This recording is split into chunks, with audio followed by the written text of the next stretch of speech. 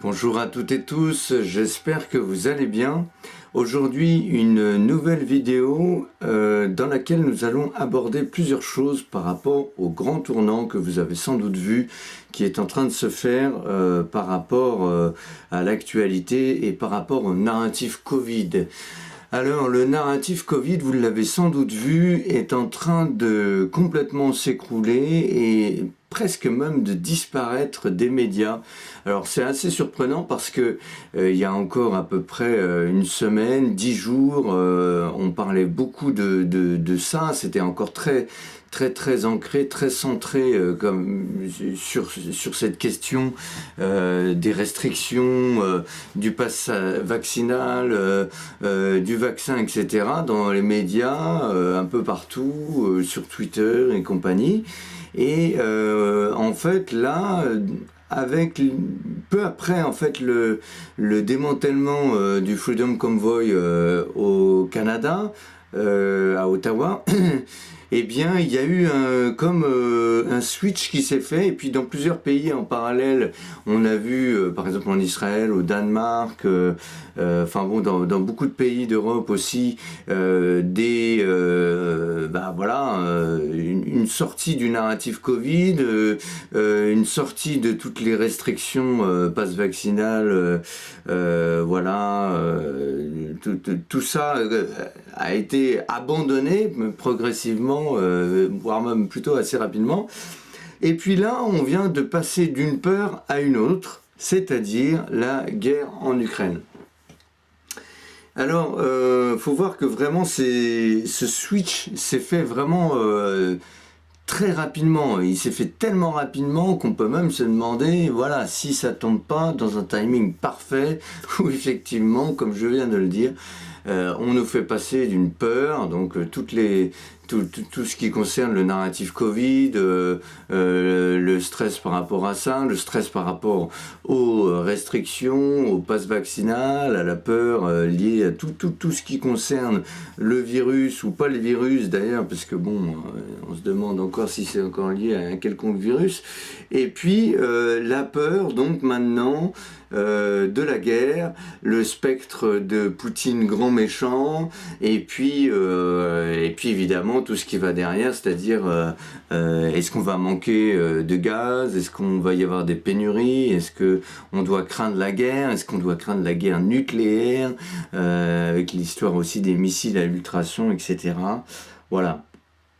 Moi, ce que je vois et ce qui m'intéresse, et ce qui peut nous intéresser, nous, dans tout ce qui concerne notre souveraineté intérieure, notre souveraineté spirituelle, même, j'oserais dire, c'est effectivement la question de la peur. Voilà.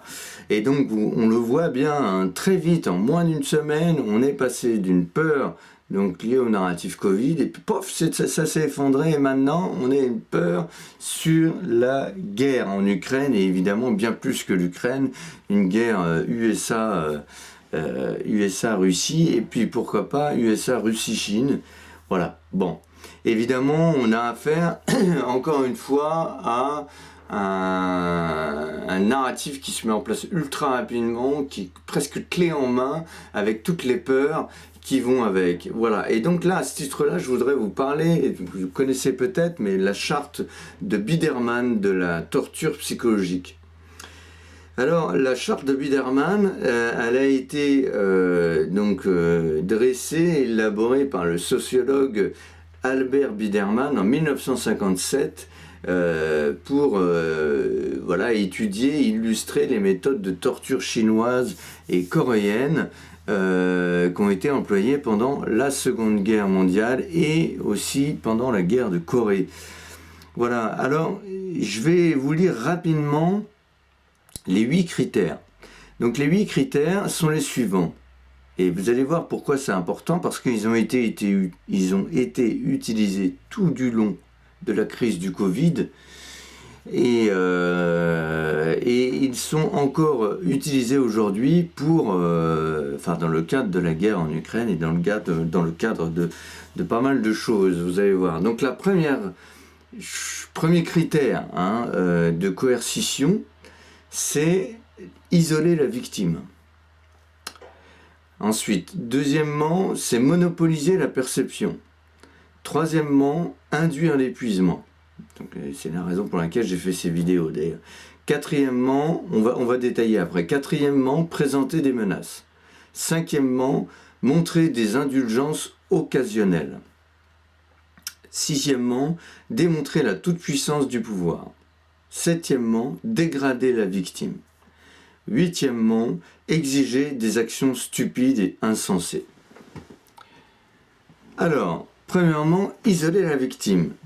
Donc là, dans la charte de Biderman, il est indiqué priver la personne des soutiens et des liens sociaux qui lui donneraient la capacité de résister, c'est-à-dire développer chez la victime une inquiétude intense à propos d'elle-même et rendre la victime dépendante de l'autorité. Donc ça, c'est le premier critère, isoler la victime. Alors, c'est très fort parce que isoler la victime, c'est ce qui s'est passé lors du premier confinement. Voilà, donc il y a un peu plus de 2 ans aujourd'hui, priver la victime de soutien et de liens sociaux qui lui donneraient la capacité de résister.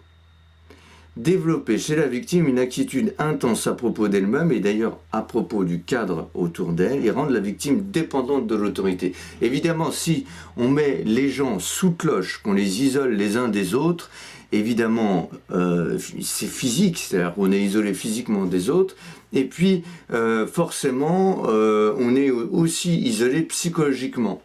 Et cet isolement, on l'a retrouvé dans la mise en place des structures sociales qui ont fait que on vous a demandé une distanciation physique. Et la distanciation physique, eh bien, on l'a retrouvée dans l'école. Donc les enfants ont vécu ça, ce qui est terrible. On l'a retrouvé avec nos aïeux, c'est-à-dire n'allez pas aux enterrements, on peut pas dire adieu à son aïeul ou d'ailleurs à un proche qui est pas forcément plus vieux que nous.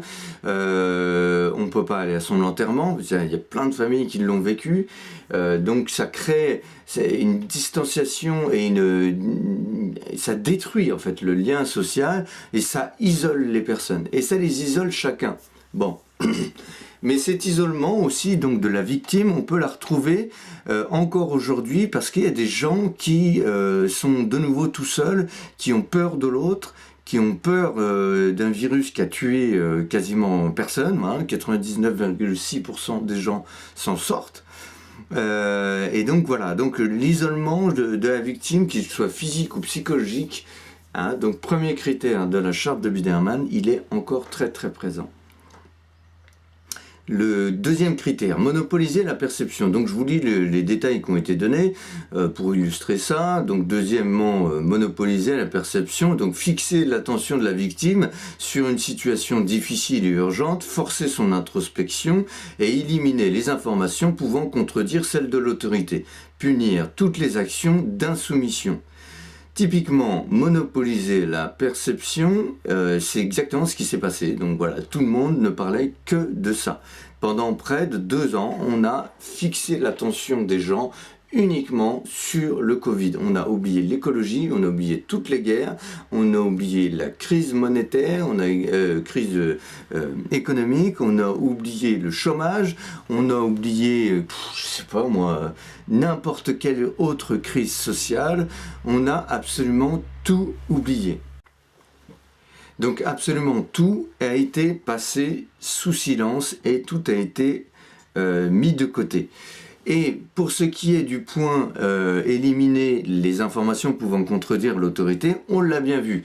Tous ceux qui bravaient par exemple le confinement, eh bien ils étaient dénoncés. D'ailleurs il y a eu des appels à la dénonciation. On a aussi vu que par exemple par terre, quand on traçait des lignes pour dire voilà, il faut pas dépasser cette ligne-là, etc. Les gens vous rappelaient à l'ordre. Tout le monde était devenu le gendarme de tout le monde. Et évidemment, toutes les informations qui allaient contre le narratif Covid, le narratif qui a été mis en place d'ailleurs à une vitesse complètement dingue qui pourrait d'ailleurs questionner n'importe qui, voilà, eh bien, toutes les informations qui allaient contre ça étaient taxées de complotistes, étaient bafouées, traînées dans la boue. C'était inacceptable, il fallait absolument pas contredire ça, et donc c'était banni. amis, de Twitter, de YouTube, de Facebook. Tous ceux qui se posaient des questions étaient rayés de la carte. Et donc, punir les actions d'insoumission, eh bien, c'était toutes les amendes distribuées gaiement par l'État pour vous dire que il était inacceptable que vous puissiez faire autrement que ce qu'on vous avait dit de faire. Donc ça, c'était le deuxième point, monopoliser la perception. Troisième point, induire l'épuisement. Alors, induire l'épuisement, c'est la raison pour laquelle j'ai commencé ces vidéos-là, parce que j'ai vu que les gens, d'ailleurs, y compris moi-même, ont été... moi, j'ai pas été très atteint, mais beaucoup de gens ont été laminés, plongés dans des dépressions au début de l'hiver, voire même au cœur de l'hiver.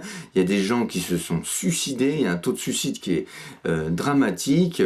Voilà, et donc ça induit l'épuisement psychologique. C'est-à-dire que l'idée, c'est d'affaiblir la volonté de résistance physique ou mentale.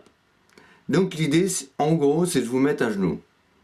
Voilà, et c'est pas possible, voilà, vous devez vous soumettre à l'injonction gouvernementale et si vous le faites pas, de toute façon on va vous user avec des informations, un abattage, un rabattage sans cesse partout, des pancartes, des informations ultra sombres, voilà, on confond le nombre de cas, le nombre de malades, on vous parle de morts toute la journée, ça a un effet nocebo qui est dramatique et ça vous plonge dans la dépression, dans la peur, dans la sidération, vous pouvez plus rien faire. Voilà, ça c'est le troisième point de la charte de Biderman qui, je le rappelle, a été utilisé et est encore utilisé par Amnesty International pour décrire les tortures psychologiques. Quatrième point, présenter des menaces. Alors voilà, c'est cultiver la peur, cultiver l'anxiété, cultiver la peur de l'autre, le stress, le désespoir, etc. Eh bien, c'est ce que je viens de dire. C'est-à-dire, pendant 2 ans, parler que de mort, parler que ça va être terrible, qu'on va tous mourir, etc. Il n'y a rien de pire. Je veux dire, moi qui ai travaillé dans les hôpitaux, on ne peut pas dire, même à quelqu'un qui est malade, que de toute façon sa situation est terrible et que c'est tellement terrible qu'il va peut-être mourir et qu'il faut se préparer dès maintenant au fait qu'il meurt. Ah bon? Je veux dire, il y a des rémissions miraculeuses, alors on va me dire elles sont miraculeuses, non, mais il y a des gens qui sont atteints de cancer et qui vivent 15 ans de plus que ce que leur a dit, voilà, que ce qu'on leur a dit les médecins. Par exemple, et ça je peux vous en citer des pelles et des pelles.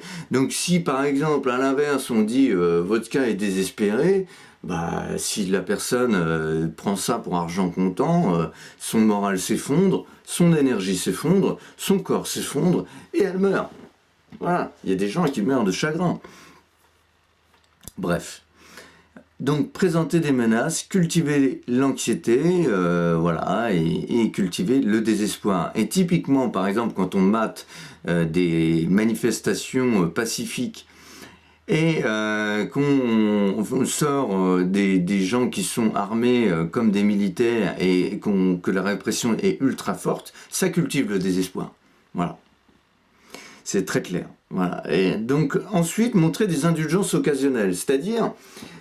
et ça, alors, Véran, Macron, tous les journalistes de plateau, médecins de plateau, etc., se sont donnés à cœur joie pour voilà, montrer des indulgences comme le fait un tyran ou un sadique. Vous pouvez boire debout. Et puis maintenant, vous pouvez plus boire debout, faut boire assis. Et puis, allez, on va quand même relâcher un petit peu. Allez, vous avez le droit de plus porter le masque. C'est l'été, etc. Puis hop, ça y est, il y a un nouveau variant. Vous avez plus le droit, maintenant faut remettre le masque. Et puis maintenant faut plus boire debout, faut boire assis. Et puis vous pouvez aller danser, puis vous pouvez plus aller danser. Vous pouvez chanter dans le métro, puis maintenant vous pouvez plus chanter dans le métro. Donc n'importe quoi, des choses complètement dingues, tellement débiles. Alors vous vous rappelez par exemple dans les choses débiles, on peut plus aller dans les rayons jouets, c'est interdit, on va mettre de la rubalise. Absurde. Voilà. Par contre, faut les distanciations sociales à l'école, mais par contre dans le métro, non. Voilà. voilà typiquement les indulgences absurdes d'un côté et les privations de l'autre. La seule idée qu'il y a derrière, c'est des privations imposées avec des injonctions absurdes. On vous donne un peu ça, allez, on est indulgent, et puis hop, après on resserre la vis. Voilà. Et ça, en fait, du point de vue neurologique, du point de vue de la neuroscience, ça induit de l'impuissance apprise. C'est-à-dire qu'au bout d'un certain moment, comme on le voit dans le point numéro 3, c'est-à-dire induire l'épuisement, au bout d'un moment, on lâche en fait. On se dit c'est plus possible, allez maintenant, je lâche l'affaire, ils ont raison, c'est plus facile de capituler, c'est plus facile de lâcher. D'ailleurs, c'est même pas un lâcher prise conscience, c'est vraiment, c'est une capitulation, c'est une soumission, parce qu'on en a marre d'être emmerdé, quoi. Donc les indulgences occasionnelles sont pas du tout des gestes de bonté, en fait, c'est des gestes de torture psychologique pour vous soumettre. Hein, voilà, appelons un chat un chat. Le 6e point, démontrer la toute-puissance du pouvoir, c'est-à-dire suggérer l'inutilité et la futilité de la résistance à l'autorité.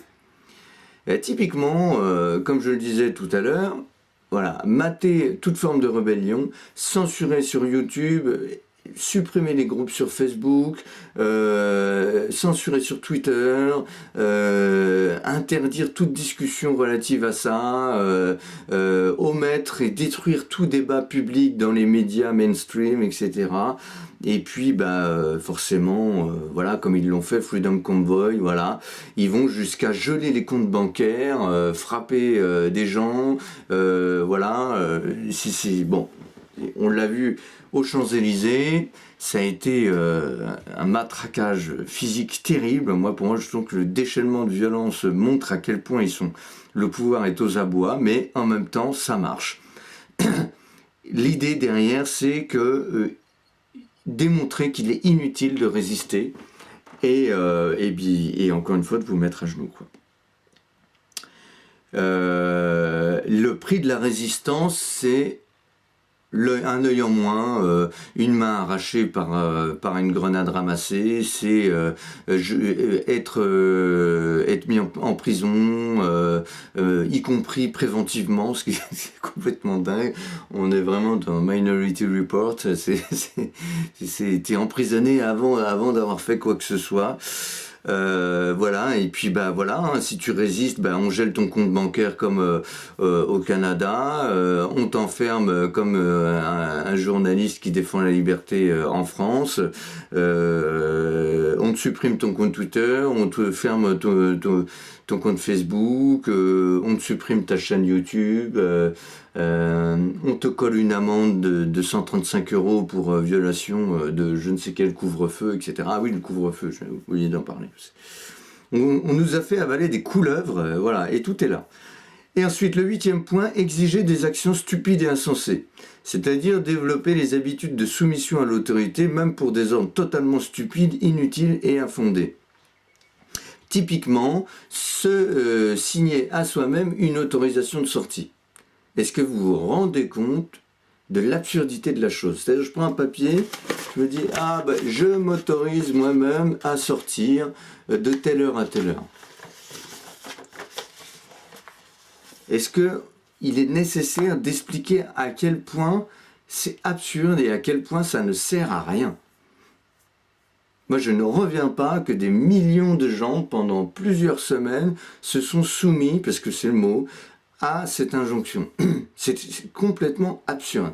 Et donc, il y a des gens, je le rappelle, qui se sont fait dénoncer par leurs voisins parce qu'ils ne sortaient pas au bon moment, ou alors ils se sont fait verbaliser parce que ils avaient une demi-heure de retard par rapport à leur propre autorisation de sortie. Et en même temps, ils se sont fait traquer leurs données par une application gouvernementale. Je veux dire, en quoi ça empêche un virus de circuler si jamais il y a vraiment un virus létal qui circule? Rien. D'ailleurs, qui peut arrêter un virus? Rien, personne. Voilà. Bon. Et puis, donc, l'idée derrière, c'est briser le libre arbitre et la capacité de jugement de la victime. Donc, c'est-à-dire que ça rejoint ce que je disais tout à l'heure, c'est-à-dire que à un moment donné, tu isoles les gens. Hein, voilà, donc le premier point, isoler la victime. Tu monopolises sa perception, donc elle ne fait plus que penser à ça. Elle ne peut plus discuter avec les autres. Hein, parce que déjà, soit elle est éloignée physiquement, et puis donc, voilà. Ensuite, elle est accaparée par sa propre peur, donc toute sa perception est réduite, en fait. Et ça, c'est extrêmement important, parce que plus tu es détendu, plus tu t'ouvres, hein, plus tu es stressé, plus ton champ d'attention se restreint.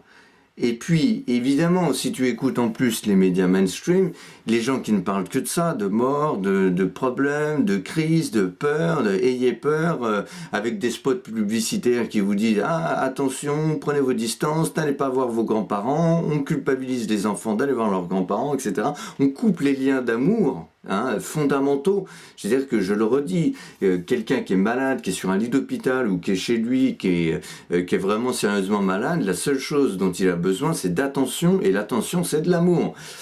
Donc si on le coupe de tout ça, mais les gens, et on l'a vu, les vieux meurent en fait, les gens meurent.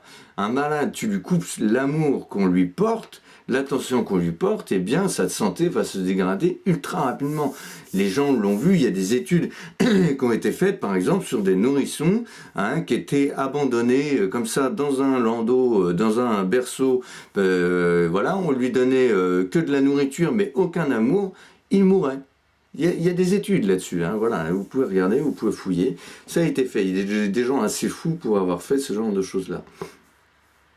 Dans les orphelinats dans les années 30, 40 et 50, voilà.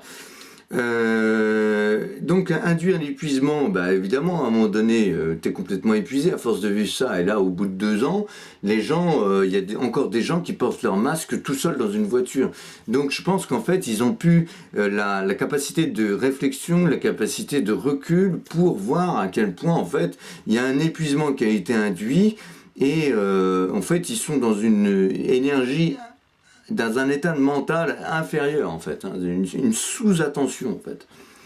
Et donc voilà, là typiquement Véran encore la semaine dernière disait bon bah voilà, oui on enlève le pass vaccinal, mais bon on va le garder sous le coude, on va peut-être vous le remettre au prochain variant, ou par exemple cet hiver, etc. Donc à aucun moment les gens se sont dit, enfin si, il y en a qui se l'ont dit, mais la grande majeure partie des gens ne se dit pas, il faut abroger cette loi, il faut arrêter tout de suite ça. Pourquoi? Parce que là derrière, ce qui se passe, c'est qu'ils gardent ça sous la main. Voilà. Et donc, on voit bien que là, on est en fait dans une torture psychologique qui s'étale depuis maintenant 2 ans. Et donc là, je fais le pont avec aujourd'hui, c'est que cette torture psychologique perdure désormais sous la forme d'une peur qui passe d'une peur à une autre, enfin d'un objet de peur à un autre objet de peur. Et là, typiquement, on est passé du Covid, etc., à la crise de l'Ukraine, la guerre en Ukraine, etc., etc. Donc, ce qu'il faut voir derrière, encore une fois, c'est est-ce que nous avons les moyens de résister mentalement à cette pression psychologique?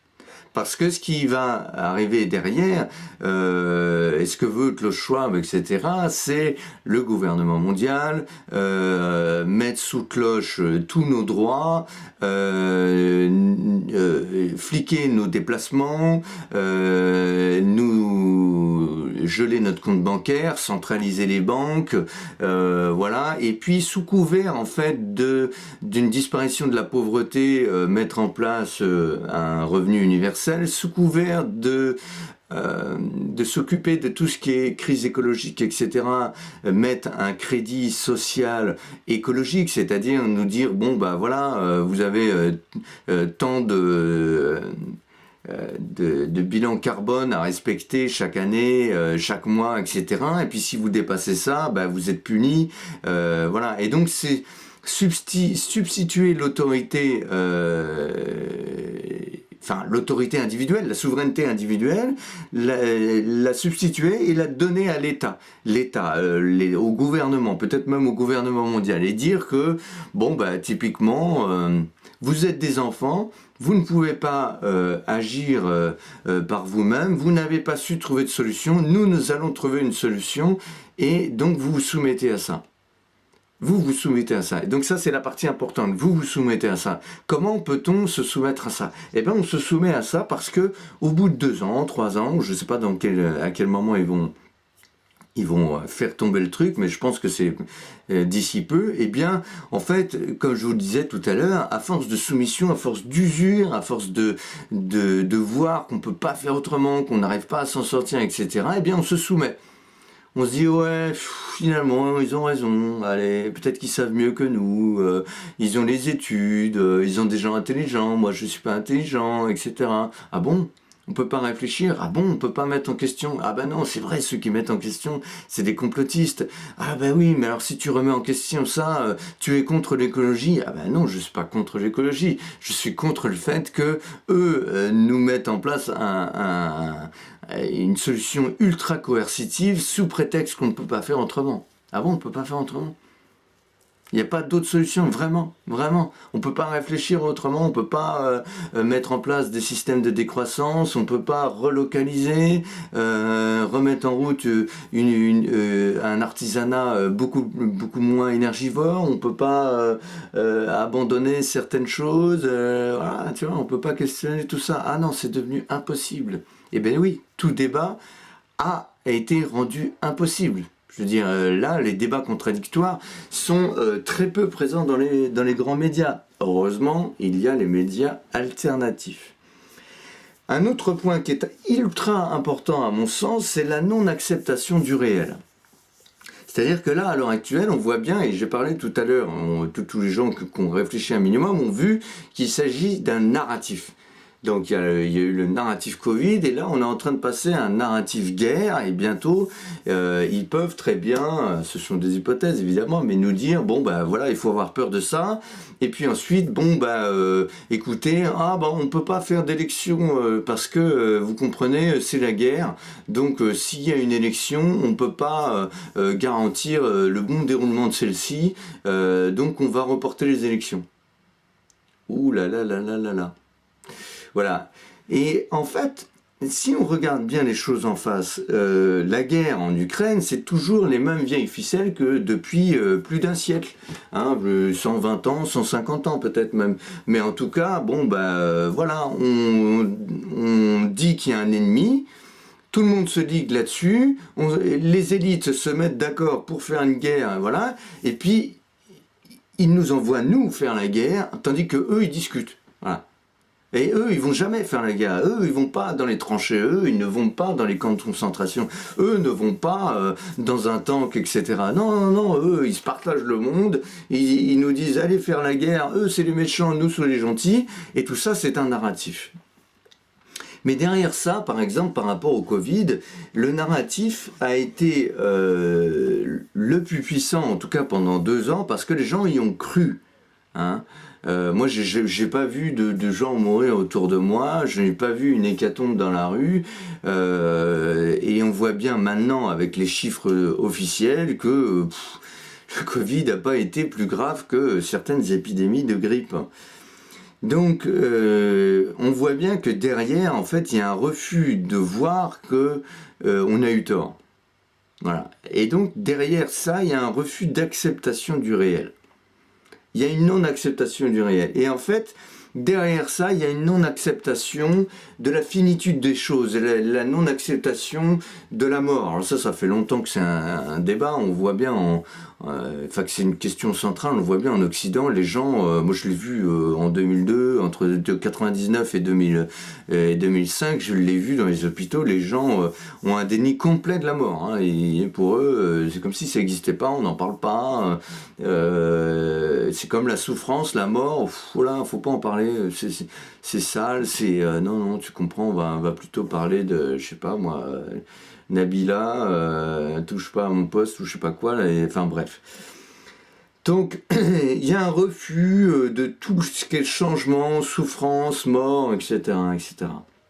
Donc on va préférer très largement le narratif illusoire que vont nous servir les médias y compris si c'est une peur. Hein, quand tout va bien, on va nous vendre du Instagram et et on va nous vendre la prochaine guerre qui, si possible, est très loin, comme si c'était un baril de lessive, et on va se raccrocher à nous, à nos loisirs, à nos hamburgers et à Netflix pour pouvoir s'évacuer du réel. Voilà, ne pas vivre le réel en face, ne pas le voir.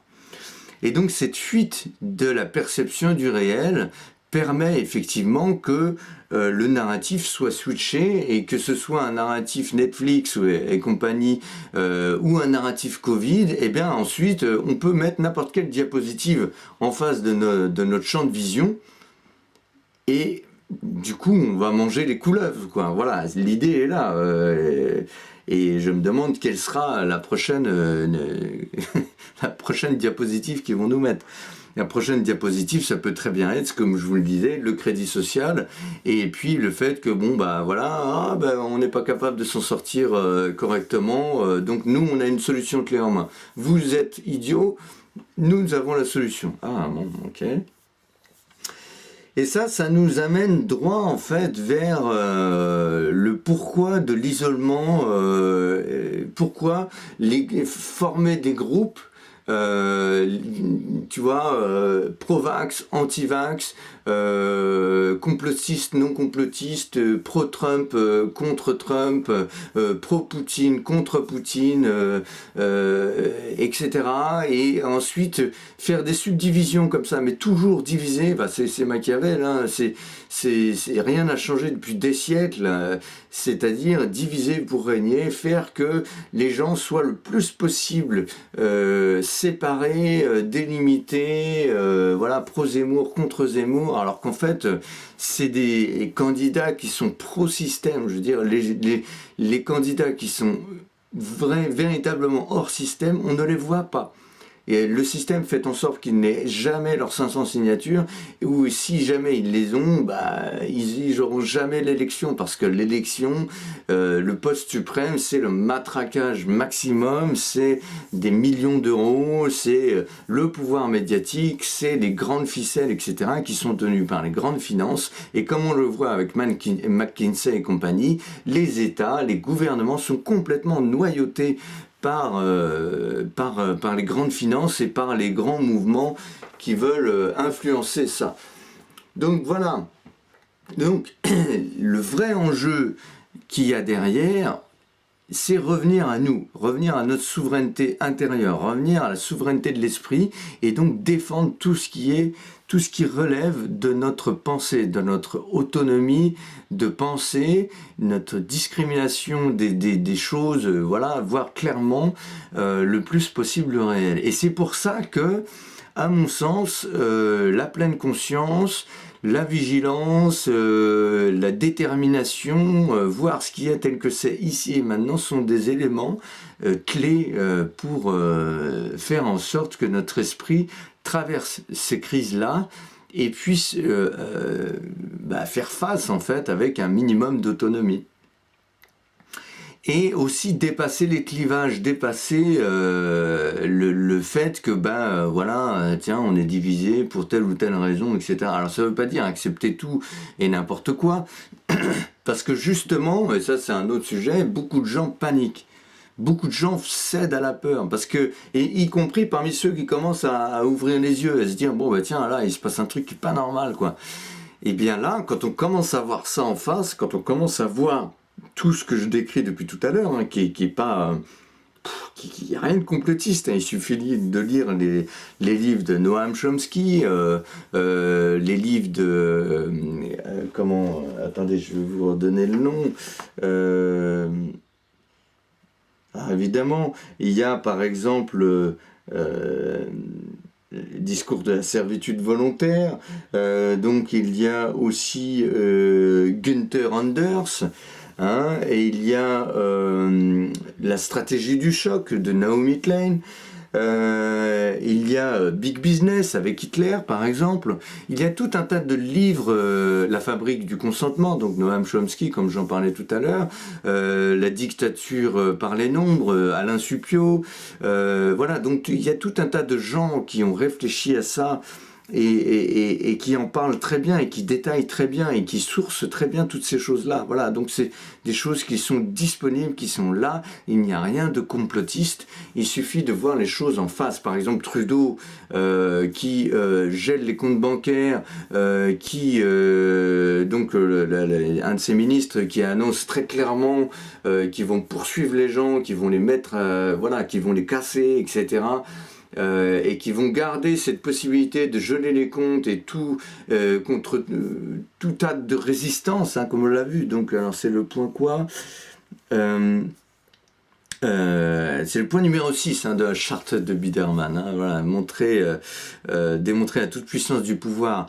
Bon, bah voilà, et cette femme-là, donc ministre de Trudeau, elle est également présidente du Forum économique mondial à l'heure actuelle. Voilà. Bon, je rappelle aussi, et on va conclure là-dessus parce que ça fait déjà une grosse vidéo, que Poutine fait partie des Young Global Leaders du Forum économique mondial qui a été fondé par Klaus Schwab.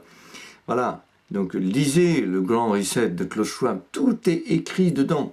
Hein, la gouvernance mondiale, le fait que il faut lutter contre le nationalisme, mais ce que lui appelle le nationalisme, c'est en fait la souveraineté du pays. Donc il voudrait supprimer la souveraineté du pays pour en faire un gouvernement mondial. Et le gouvernement mondial, à mon avis, c'est comme la Chine, hein, tout ce qui est globaliste, mondialiste, etc., c'est pas pour notre bien, c'est pas pour l'individualité, c'est l'effacement de l'individualité par rapport au groupe. Et l'effacement de l'individualité, c'est typique des gouvernements tyranniques. Voilà, c'est vous fermez vos bouches, votre individu n'existe plus, il n'existe que ce qu'on considère comme étant le groupe, et le groupe, lui, obéit à un diktat bien précis. C'est une dictature et c'est un gouvernement tyrannique. Voilà. Donc il faut appeler un chat. Donc le jour, Poutine, Young Global Leader, Trudeau, Young Global Leader, le président de l'OMS, Young Global Leader, Macron, Young Global Leader, Van der Leyen, Young Global Leader, etc., etc. Il suffit d'ouvrir les yeux, tout est là. Mais une fois qu'on voit ça, il ne faut pas, à mon sens, céder à la peur. Voilà, la peur est là, ok, le stress est là, ok, c'est ce qui est tel que c'est ici maintenant. Maintenant, qu'est-ce qu'on fait par rapport à ça? Maintenant qu'on a développé cette lucidité-là. Voilà, et ça, c'est la seule vraie question qui compte. À mon sens, c'est la seule vraie question qui compte. Et voilà, sortir du narratif illusoire, accepter de voir en face ce qui est tel que c'est ici et maintenant, et avoir l'audace de reprendre la souveraineté à l'intérieur de nous-mêmes, nous défaire de toutes ces injonctions extérieures, et à partir de ce nouvel état d'esprit, poser des actes différents. Parce que agir avec un esprit confus, c'est la voie directe vers les actions confuses et le n'importe quoi. Alors que si on agit depuis un esprit relativement clair, l'audace, bien ancré, etc., il est sûr que nos actes auront un poids différent et une cohérence bien différente que si on a l'esprit confus. Voilà, c'était ce que je voulais vous dire aujourd'hui, et n'hésitez pas à partager cette vidéo. Je n'ai rien à gagner par rapport à ça, c'est juste pour diffuser un maximum ce genre de messages, et il y en a plein d'autres, et j'espère qu'il y aura d'autres vidéos aussi, et j'espère que ça vous aide. Voilà, allez, salut!